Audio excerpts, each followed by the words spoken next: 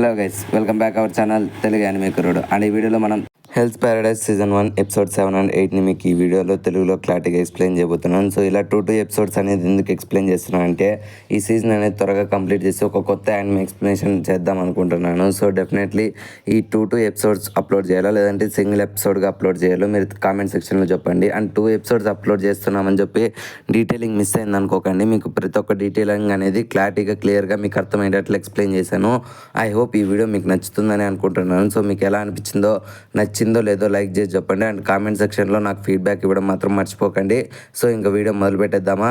So episode 7 స్టార్టింగ్లో మనం ఇంతకుముందు 6th ఎపిసోడ్ ఎక్కడైతే ఎండ్ అయిందో అక్కడి నుంచి మొదలవుతుంది అనమాట. తోమి అలాగే శోభిన్ వచ్చేసి ఎవరినైతే చూసి షాక్ అయి ఉంటారో వాళ్ళిద్దరూ నిజానికి చాలా వింత ప్రాణుల్లో ఉంటారు. మామూలు మనుషుల్లో కాకుండా వాళ్ళలో వాళ్ళ ఐడెంటిటీని స్వాప్ చేసుకునే టెక్నిక్ కూడా ఉంటుంది. అంటే ఎవరైతే అమ్మాయిలా ఉంటారో వాళ్ళ అబ్బాయిగా కూడా మారచ్చు, ఎవరైతే అబ్బాయిలా ఉంటారో వాళ్ళ అమ్మాయిలుగా కూడా వాళ్ళ బాడీని చేంజ్ చేసుకుంటారనమాట. ఎవరికైతే ఎల్లో హెయిర్ ఉంటుందో వాడు ఫస్ట్ అమ్మాయిలా ఉండి తిరిగి అబ్బాయిలా మారి మీరు ఇక్కడికి ఎందుకు వచ్చారో, మా సాధారణ ప్రజలు ఇక్కడికి రాకూడదని చెప్పి వాళ్ళ మీద దాడి చేయడానికి వస్తాడు. సో దానికి ప్యారలల్గానే ఇక్కడ మన దబిమారు అలాగే మిగతా వాళ్ళు మాట్లాడుకుంటూ ఉన్నప్పుడు వాళ్ళకు చిన్న పాపని చూస్తారు. సో తనకి పింక్ హెయిర్ అనేది ఉంటుందన్నమాట. తన అక్కడి నుంచి పారిపోవడానికి ప్రయత్నిస్తే మన దబిమారు తను ఆపడానికి ప్రయత్నిస్తారు. అప్పుడే వాళ్ళ మీదకి ఇంకొకటి దారి చేయడానికి వస్తాడు. మన జిరాయ్ వచ్చేసి నేను వాడితో ఫైట్ చేస్తానని చెప్పి తన సీక్రెట్ టెక్నిక్ ని యూజ్ చేస్తుందన్నమాట. తన టెక్నిక్ ఏంటనేది మనకు తెలియదు, కానీ తను ఆ టెక్నిక్ ని చేసేటప్పుడు మన సంతు కలజోడు కూడా తీసేస్తుంది. సో సంతుకి ఏమీ కనిపించకూడదు తను ఏ టెక్నిక్ యూజ్ చేస్తుందో అని.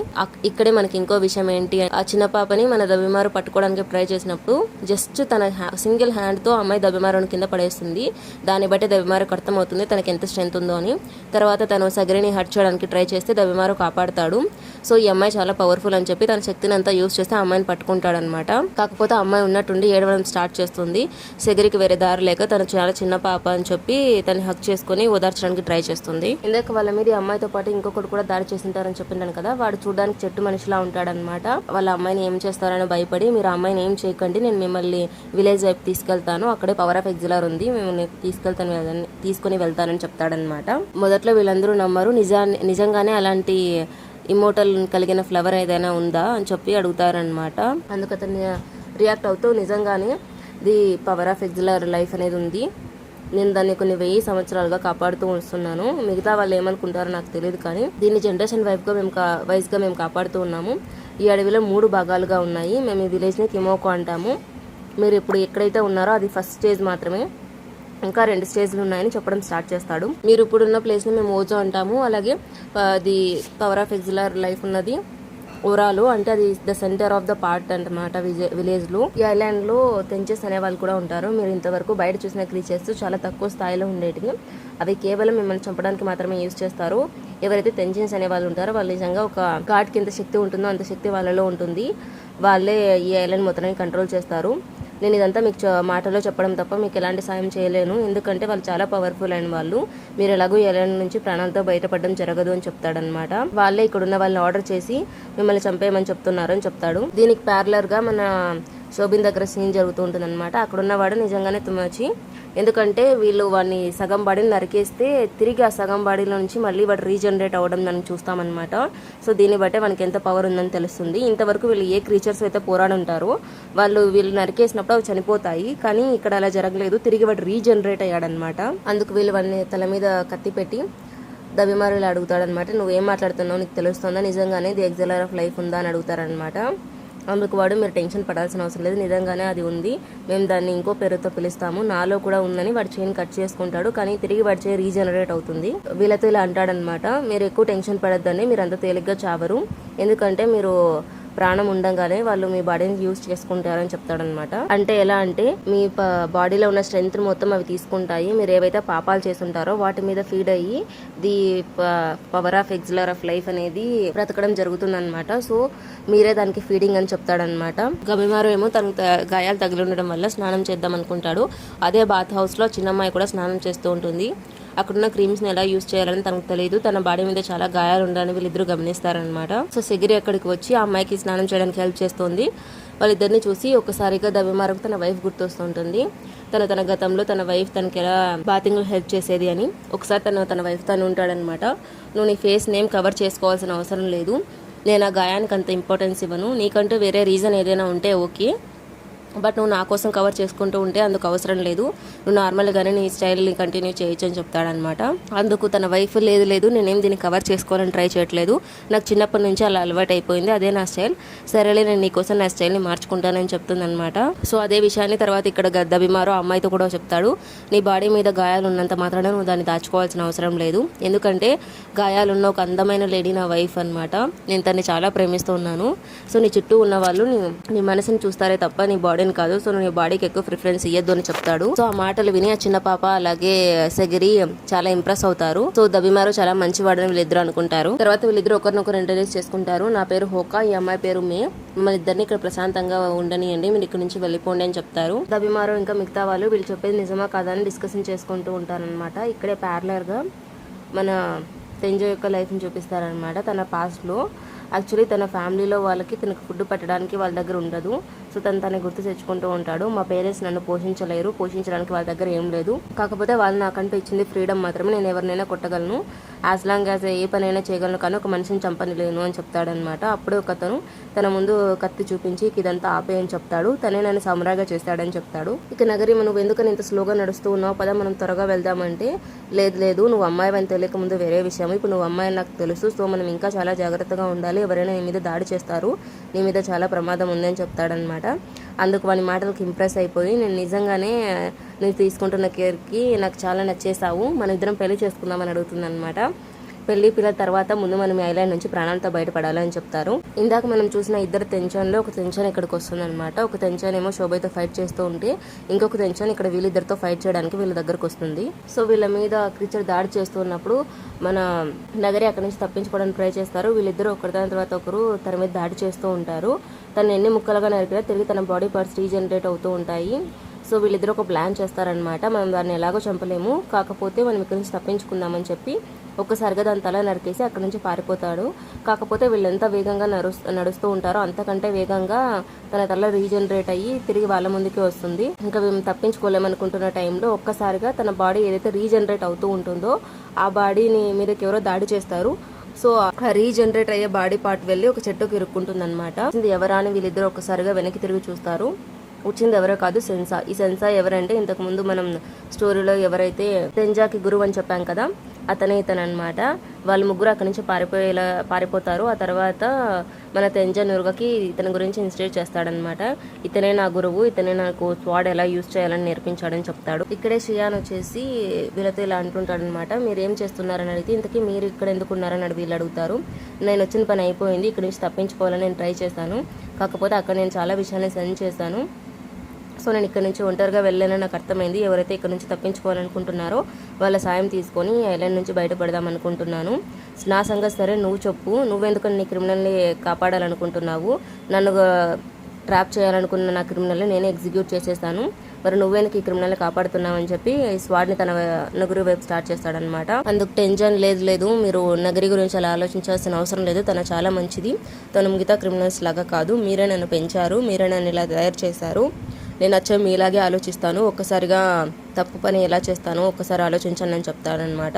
అందుకు సెన్సే కూడా మన టెన్షన్ యొక్క గతం అనేది గుర్తొస్తుంది అనమాట. తన గతంలో ఒక క్వశ్చన్ అడిగి ఉంటాడు, నువ్వు ఎందుకని వేరే వాళ్ళ ప్రాణాలు కాపాడాలనుకుంటున్నావు అని. సరే అయితే నువ్వు తన్ని కాపాడాలనుకుంటున్నావు కదా, కాపాడుకో అని చెప్తాడనమాట. కాకపోతే ఇక్కడే సెన్సే ఒక విషయాన్ని చెప్తాడు, నువ్వు తన్ని కాపాడాలనుకుంటే యమదా క్లైన్కి తన రిటర్న్ గిఫ్ట్ అని అంటాడనమాట. సో నురగా అనేది అమ్మాయి అనే విషయం తనకు సెన్సే కనిపెట్టాడని వీళ్ళిద్దరూ అర్థం చేసుకుంటారు. నురగా కూడా తనకి థ్యాంక్స్ సెన్సే అని చెప్తుంది. అందుకు లేదు నువ్వు నన్ను సెన్సే అని పిలవాల్సిన అవసరం లేదు, ఎందుకంటే నేను నీకేమీ నేర్పించలేదు కదా అని చెప్తాడు. ఆ టెన్షన్ ఏదైతే ఉంటుందో వీళ్ళని చంపడానికి అక్కడికి వస్తుందన్నమాట. వీళ్ళ ముగ్గురు తప్పించుకునే ప్రయత్నంలో దాని మీద దాడి చేయడానికి ప్రయత్నిస్తారు. కాకపోతే అది వీళ్ళందరికంటే బలంగా ఉంటుంది. ఒకసారిగా మన సెన్సే గొంతుకు వస్తుందన్నమాట. అప్పుడుతో టెన్షన్కి అర్థం కాదు ఇక్కడ నుంచి వెళ్ళిపోవాలా లేకపోతే తన మీద దాడి చేయాలా అని. అందుకు ఆ టెన్షన్ ఇలా రెస్పాండ్ అవుతుంది, నువ్వు చాలా బలవంతుడివి, నువ్వు నాకు ప్రాణాలతో కావాల్సింది, కాకపోతే నువ్వు నన్ను చాలా ఇరిటేట్ చేస్తున్నావు, సో అందుకే నేను నిన్ను చంపేసి నీ బాడీని the flower of executing use చేసుకుంటారని చెప్తుంది అనమాట. కాకపోతే ఈ గొడవలోనే మన టెన్షన్ యొక్క గతం కూడా తెలుస్తుంది అనమాట. సెన్సే తనకు నేర్పిస్తూ ఉన్నప్పుడు తనకు మొదట్లో ఈ సమురాయ్ అవ్వడం అనేది ఇష్టం ఉండదు. నేను ఎందుకని సమురాయ్ అవ్వాలి, ఎందుకని కొన్ని ప్రాణాలు కాపాడాలి, నాకు ఇదేం అవసరం లేదు, నేను వెళ్ళిపోతానని చెప్తాడనమాట. అందుకు సెన్సే తనకు అర్థమయ్యేలా చాలాసార్లు చెప్పి చూస్తాడు. సరే ఒక పని చేయి, నువ్వు వెళ్ళిపోవాలనుకుంటున్నావు కదా, నువ్వు ఒక్కసారిగా నా మీద ఒక్క స్పిన్ చేసి చూడు, నన్ను ఓడించగలిగితే ఇక్కడ నుంచి వెళ్ళిపో అని చెప్తానమాట. నేను ఎందుకు చేయాలని ఆలోచిస్తూ ఆ రోజు నైటే వాడు అక్కడి నుంచి పారిపోవడానికి ట్రై చేస్తాడు. అక్కడే ఇంకొక అతను వచ్చేసి తనని వెళ్ళిపోకుండా ఆపి, ఏంటి నువ్వు, నాకు నీ గురించి తెలిసింది ఏంటి, నువ్వు తనని స్పిన్ చేస్తావా, తను ఓడించావా అని అడుగుతాడు. ఓ నేను ఓడించలేదంటే ఇప్పుడు నన్ను వెనక్కి తీసుకొని వెళ్తారా అని చెప్తారనమాట. లేదు నాతో పాటు పదా, నేను నీకు చూపిస్తానని ఒక సమాధి దగ్గరికి తీసుకొని వెళ్తాను. ఈ సమాధి ఎవరిదో తెలుసా, నీకంటే ముందు సెన్సే యొక్క శిష్యు ఉంది అని చెప్తారనమాట. ఓ ఇతనికి ఏదైనా టాస్క్ ఇచ్చారా, సో ఆ టాస్క్లోనే వీడు ఓడిపోయి చనిపోయాడని అడుగుతాడు. లేదు యాక్చువల్లీ తిను వెళ్ళిపోవాలనుకున్నప్పుడు సెన్సే కూడా వాడి మాటలు విని బయటకు పంపించేశాడు. కాకపోతే బయటకు వెళ్ళిన వీడు ఆకలితో ఫుడ్ కోసమని వేరే దారి ఏది దొరక క్రైమ్స్ చేశాడు. తను ఒక క్రిమినల్ అయ్యాడు. ఒకసారి అనుకోకుండా సెన్సే ఎగ్జిక్యూషన్కిగా పిలుస్తారనమాట. అక్కడికి వెళ్ళి తను ఒక్కసారిగా నరికే ముందు 2-3 సార్లు తడబడతాడు. ఎందుకంటే ఎవరినైతే తను ఎగ్జిక్యూట్ చేస్తున్నాడో అతను తన జూనియర్ అనమాట, తన దగ్గర శిష్యుడిగా వర్క్ చేస్తుంటాడు.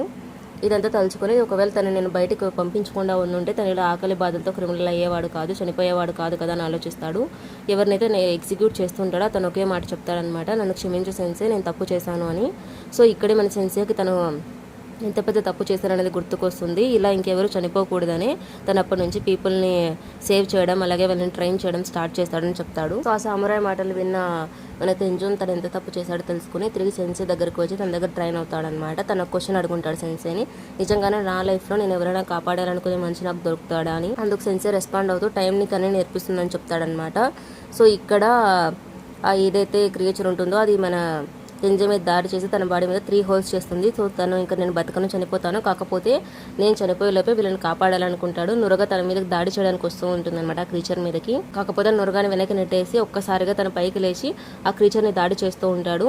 సెన్సే వైపు చూసి గట్టిగా మాట్లాడడానికి చెప్తూ ఉంటాడు. కాకపోతే ఆ క్రీచర్ తన గొంతు మీద దాడి చేయడంతో తనకు అర్థం కాదు, తన మాటలు బయటికి రావన్నమాట. కాకపోతే సెన్సే తను ఏం మాట్లాడాలనుకుంటున్నాడో అర్థం చేసుకొని ఒక్కసారిగా నురగని తీసుకొని అక్కడి నుంచి పరిగెత్తుతాడనమాట. ఎంత త్వరగా వీలైతే అంత త్వరగా అక్కడి నుంచి పారిపోవడానికి ప్రయత్నిస్తాడు. సంజయ్ కూడా వాళ్ళు దూరం వెళ్లేంత వరకు తన శక్తిని అంతా ఉపయోగించి ఆ క్రీచర్ని అడ్డుకోవడానికి ట్రై చేస్తాడనమాట. నురగ చాలా ఏడుస్తూ సెన్సేని కొడుతూ ఉంటుంది. వాడు నీ శిష్యుడు కదా, అలా ఎలా వదిలేసావు, నీ చేత కాకపోతే నన్ను వదిలేసే, నేను వెళ్తాను తను కాపాడడానికి అని చెప్తాడనమాట. లేదు, తను నాకు శిష్యుడు మాత్రమే కాదు, తను నా సొంత బ్రదర్ లాంటి వాడు, మేమిద్దరు కోరుకునేది ఒకటే, ఇప్పుడు నువ్వు ప్రాణాలతో ఉండాలి, తన లైఫ్ని నీ కోసం సాక్రిఫైస్ చేశాడు, సో నేను నిన్ను కాపాడాలనుకుంటున్నాను, నా మాట విను అని చెప్తాడనమాట. కానీ నువ్వు టెన్షన్ తీసుకోవద్దు, మనం ఖచ్చితంగా పే బ్యాక్ చేద్దాము, తిరిగి వద్దాము, కాకపోతే అందుకు ముందు మనం బలవంతులు అవ్వాలి, తనకు చాలా శక్తి ఉందని చెప్తాడు. ఇక్కడే గతంలో సెన్సేని ఒక ఫ్లోతో తను ఓడించుంటాడనమాట, అది గుర్తు తెచ్చుకుంటూ ఉంటాడు సెన్సే. సో ఇక్కడే దబిమారని చూపిస్తారనమాట. సంతోకి ఎలాంటి ఇన్ఫర్మేషన్ దొరకదు, తను చాలా టెన్షన్ పడుతుంటారు. నువ్వు టెన్షన్ పడకు, కాస్త రెస్ట్ చేసుకో అని చెప్తారు. లేదు నేను స్నానానికి వెళ్తానని చెప్తాడనమాట. మిగతా వాళ్ళందరూ పడుకొని ఉండడం చూస్తాడు. సంతో మన దబిమార్తో మాట్లాడుతూ నిజంగానే తను చెప్పింది నిజమే అయితే మనం వాటిని ఎదుర్కోలేము, అక్కడ చాలా శక్తివంతమైన క్రీచర్స్ ఉన్నాయని చెప్తాడు. అందుకు దబిమారు నాకు వాటితో అవసరం లేదు, నా లక్ష్యం ఒక్కటే, ది ఎగ్జిలర్ ఆఫ్ ఫ్లవర్ ఇమ్మోర్టాలిటీ, నేను దానితో ఖచ్చితంగా సొంతం చేసుకుంటానని చెప్తాడనమాట. కాకపోతే తను కూడా నిద్రపోతాడు. తన కలలో తను ఎక్కడికో నడిచి వెళ్తున్నట్టు కనిపిస్తుంది అనమాట. అక్కడ తనకి చెట్లు డిఫరెంట్ అయిన ఆకారంలో ఉన్నట్టు తెలుస్తుంది.